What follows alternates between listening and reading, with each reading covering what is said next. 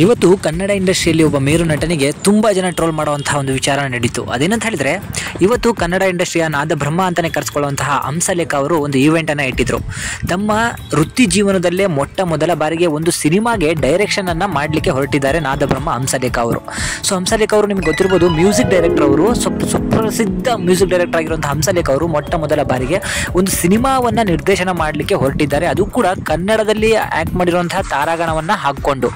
So ಅದರಂತೆ ಈಗ ಅದಕ್ಕೋಸ್ಕರ ಅಂತಾನೆ ತಮ್ಮ ಜೊತೆಯಲ್ಲಿ 30 ವರ್ಷಗಳಿಂದ ಆ್ಯಕ್ಟ್ ಮಾಡಿದಂಥವ್ರು, ಅವರ ಜೊತೆ ಕೆಲಸ ಮಾಡಿದಂಥ ಹಲವಾರು ನಟರನ್ನು ಈ ಕಾರ್ಯಕ್ರಮಕ್ಕೆ ಕರೆದಿದ್ರು.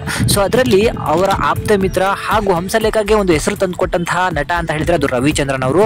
ಸೊ ರವಿಚಂದ್ರನ್ ಅವರು ಈ ಕಾರ್ಯಕ್ರಮಕ್ಕೆ ಒಬ್ಬ ಚೀಫ್ ಗೆಸ್ಟ್ ಆಗಿ ಕೂಡ ಬಂದಿದ್ರು. ಸೊ ಅವರು ಯಾವುದೋ ಒಂದು ಶೂಟಿಂಗನ್ನು ಅರ್ಧಕ್ಕೆ ನಿಲ್ಲಿಸಿ ತನ್ನ ಗೆಳೆಯನ ಒಂದು ಕಾರ್ಯಕ್ರಮಕ್ಕೆ ಬಂದಿದ್ರು.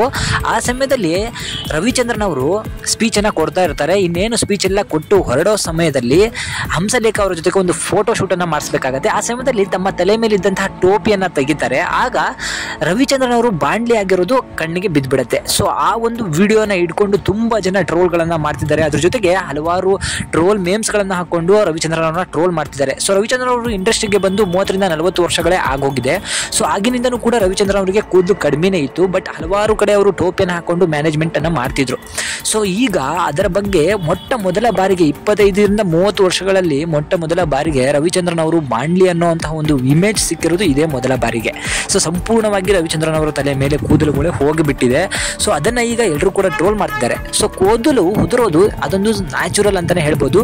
ಸೊ ಒಬ್ಬ ಮೇರು ನಟನ ಮೊಟ್ಟ ಮೊದಲ ಬಾರಿಗೆ ಹೀಗೆ ನೋಡಿದಂತಹ ಹಲವಾರು ಅಭಿಮಾನಿಗಳಾಗಿರ್ಬೋದು, ಜನ ಆಗಿರ್ಬೋದು ಆಶ್ಚರ್ಯಪಟ್ಟಿರ್ತಾರೆ. ಯಾಕಂದರೆ ರವಿಚಂದ್ರನ್ ಅವರು ಇತ್ತೀಚೆಗೆ ನೀವು ನೋಡ್ಬೋದು ಹಲವಾರು ರಿಯಾಲಿಟಿ ಶೋಗಳಲ್ಲಿ ಕಾಣಿಸ್ಕೊಂಡಿದ್ದಾರೆ. ಆದರೆ ಅವರಿಗೆ ಹೇರ್ ಟಾಪರ್ ಅನ್ನೋದನ್ನು ಯೂಸ್ ಮಾಡಿರ್ತಾರೆ. ಅದು ಎಷ್ಟು ಮಟ್ಟಿಗೆ ಯೂಸ್ ಮಾಡಿದ್ದಾರೆ ಅಂತ ಹೇಳಿದರೆ ರವಿಚಂದ್ರನ್ ಅವರು ಬಾಂಡ್ಲಿ ಆಗಿದ್ದಾರೆ ಅಂತ ಒಂಚೂರು ಕೂಡ ಗೊತ್ತಾಗೋದಿಲ್ಲ. ಆ ರೀತಿಯಲ್ಲಿ ಅವರಿಗೆ ಆ ಒಂದು ಹೇರ್ ಟಾಪರನ್ನು ಹಾಕಿರ್ತಾರೆ. ಬಟ್ ರಿಯಾಲಿಟಿ ಏನಂದರೆ ರವಿಚಂದ್ರನ್ ಅವರ ತಲೆ ಮೇಲೆ ಕೂದಲು ಇಲ್ಲ. ಇವತ್ತು ಆ ಒಂದು ಈವೆಂಟಲ್ಲಿ ರವಿಚಂದ್ರನ್ ಅವರು ಹಂಸಲೇಖ ಅವ್ರ ಜೊತೆ ಫೋಟೋ ಹೊಡ್ಸ್ಕೊಬೇಕಾದ್ರೆ ಸ್ವಲ್ಪ ಟೋಪಿ ಎತ್ತಿದ್ರಿಂದ ಅದು ವಿಡಿಯೋಗಳಲ್ಲಿ, ಫೋಟೋಗಳಲ್ಲಿ ಕ್ಯಾಪ್ಚರ್ ಆಗಿದೆ. ಸೊ ಹಲವಾರು ಜನ ಇದಕ್ಕೆ ಆಶ್ಚರ್ಯ ಪಡ್ತಿದ್ದಾರೆ. ಆಶ್ಚರ್ಯ ಪಡುವಂಥದ್ದು ಏನಿಲ್ಲ. ಈ ಹಿಂದೆನೂ ಕೂಡ ರವಿಚಂದ್ರನ್ ಅವ್ರದ್ದು ಸ್ವಲ್ಪ ಕೂದಲಿರುವಂತಹ ಒಂದು 2-3 ಫೋಟೋಸ್ಗಳು ನೀವು ನೋಡಿರ್ಬೋದು. ಆದರೆ ತೀರಾ ಬಾಂಡ್ಲಿ ಆಗಿರುವಂತಹ ಫೋಟೋ ನೋಡಿರಲಿಲ್ಲ. ಎಲ್ರಿಗೂ ಕೂಡ ಆಶ್ಚರ್ಯ ಆಯಿತು. ಸೊ ರವಿಚಂದ್ರನ್ ಅವರು ಆ ಥರ ನೋಡ್ಲಿಕ್ಕೆ ಕೂಡ ಚೆನ್ನಾಗಿ ಕಾಣಿಸ್ತಿಲ್ಲ. ಸೊ ಅವರು ಹೇರ್ ಟಾಪರನ್ನು ಬಳಸಿದರೆ ಸಿಕ್ಕಾಪಟ್ಟೆ ಚೆನ್ನಾಗಿ ಕಾಣಿಸ್ತಾರೆ. ಇವಾಗಲೂ ಕೂಡ ಹಲವಾರು ಸೀನ್ಗಳಲ್ಲೂ ಕೂಡ ಅವರು ಹೇರ್ ಟಾಪರನ್ನು ಹಾಕ್ಕೊಂಡೇ ಯೂಸ್ ಮಾಡ್ತಿರೋದು. ಸೊ ಅದರಿಂದಾಗಿ ಯಾರು ಕೂಡ ಆಶ್ಚರ್ಯ ಪಡುವಂಥ ಅವಶ್ಯಕತೆ ಇಲ್ಲ. ಈ ರವಿಚಂದ್ರನ್ ಅವರಿಗೆ 10-15 ವರ್ಷಗಳಿಂದನೇ ತಲೆ ಮೇಲೆ ಕೂದಿಲ್ಲ. ಅವರು ಟೋಪಿ ಹಾಕೊಂಡು ಮ್ಯಾನೇಜ್ಮೆಂಟ್ ಮಾಡ್ತಾರೆ. ಸೊ ನಿಮಗೇನಿಸುತ್ತೆ ಅದನ್ನು ಕಮೆಂಟ್ ಮುಖಾಂತರ ತಿಳಿಸಿ.